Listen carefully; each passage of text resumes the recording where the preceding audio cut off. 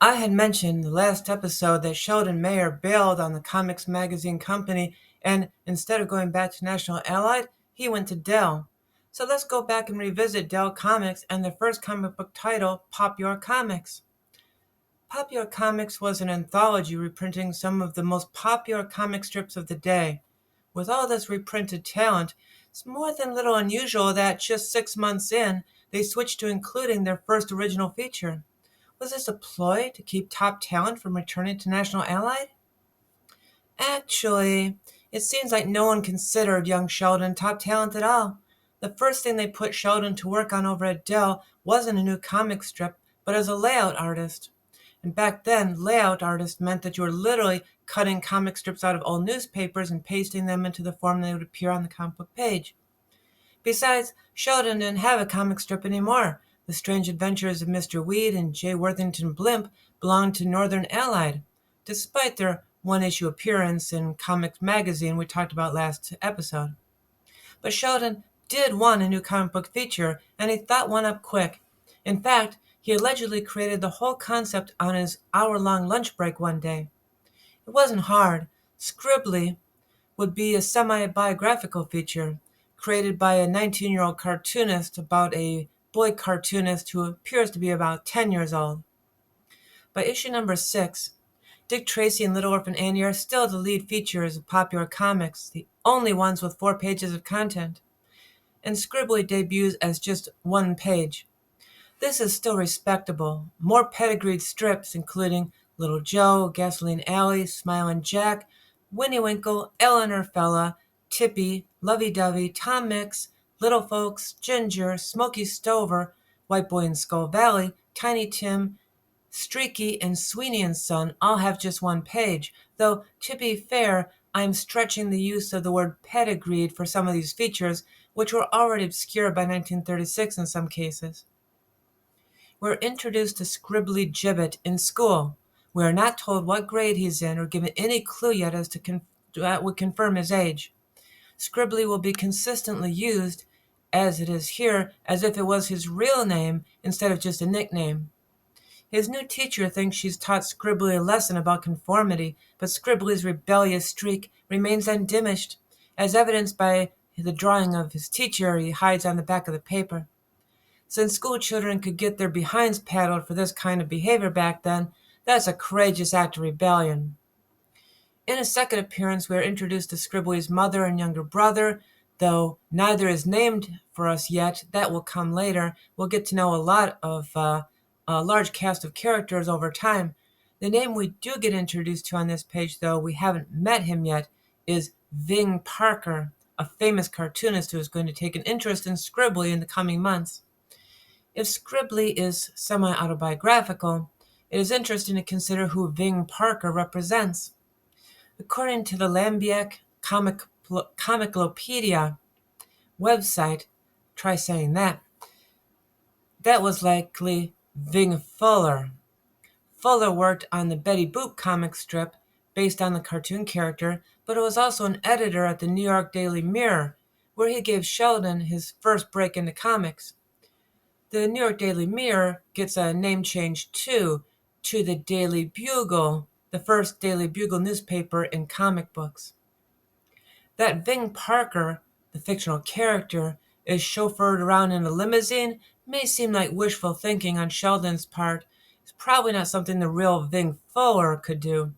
But it's important to remember that this was possible for the comic strip creators, the Harold Grays, the Chester Goulds, the E.C. Cigars, with the most popular, the most merchandisable strips. It may be hard to wrap one's head around today. Think of these people as the rock stars of the 1930s.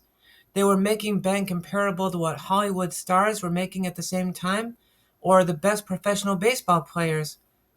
Harold Gray, Little Orphan Annie's creator, was a millionaire before he died, and that's a millionaire in 1930s money.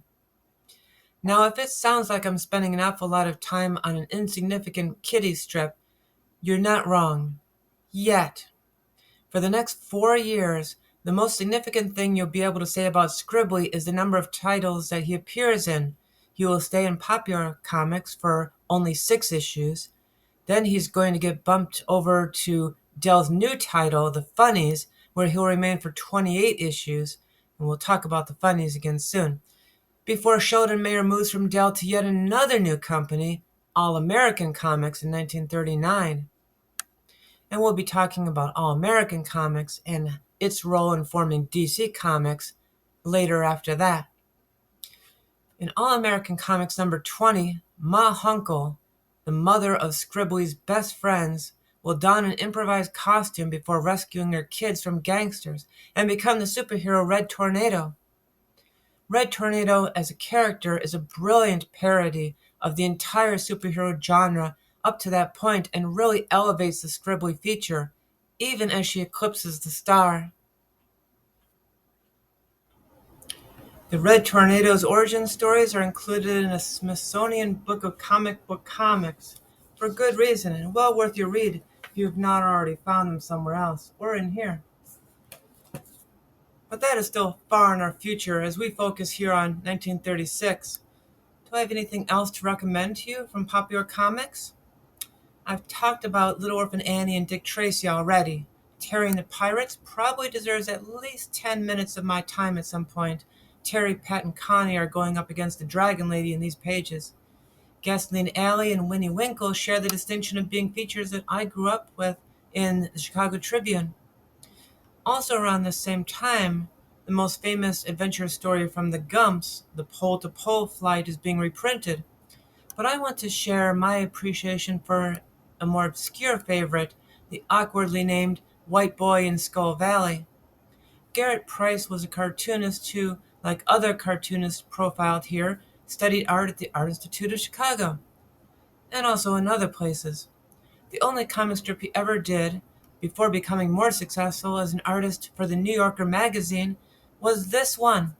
Set sometime in the 1800s, the white boy is taken prisoner and forcefully adopted by an Indian tribe, what was then called an Indian tribe, but after learning their ways chooses to stay and live with them in Skull Valley. The more interesting thing about the strip is how respectful it was towards the Native Americans. The whole strip was basically told from their perspective, with the white boy as much an onlooker as the reader, only commenting on the actions most of the time. Until it wasn't from their perspective.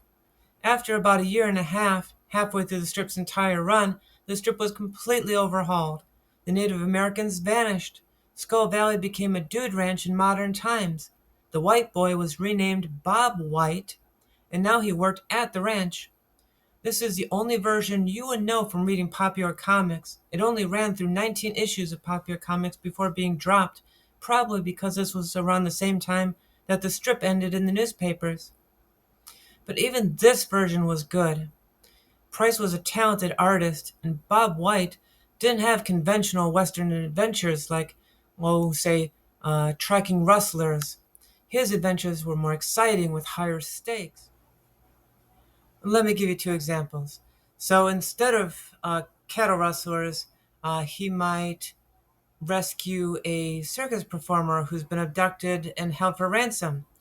Instead of rescuing a cow that's been mired in the mud, he might rescue a elephant that escaped from the zoo and is mired in the mud. In fact, these things both happen right away during his run in popular comics. So to me, it feels way more like a Kid Colt or Rawhide Kid adventure from the 1960s than it does a 1930s Tom Mix or Jack Woods story. So that, in a nutshell, is why I enjoyed reading these White Boy and Skull Valley stories. Now, I would love to at some point get the entire run, which was collected and republished by Sunday Press in 2015. I've not found a copy yet, but I'm going to keep looking. And I'll see you next time for our next episode. Bye bye!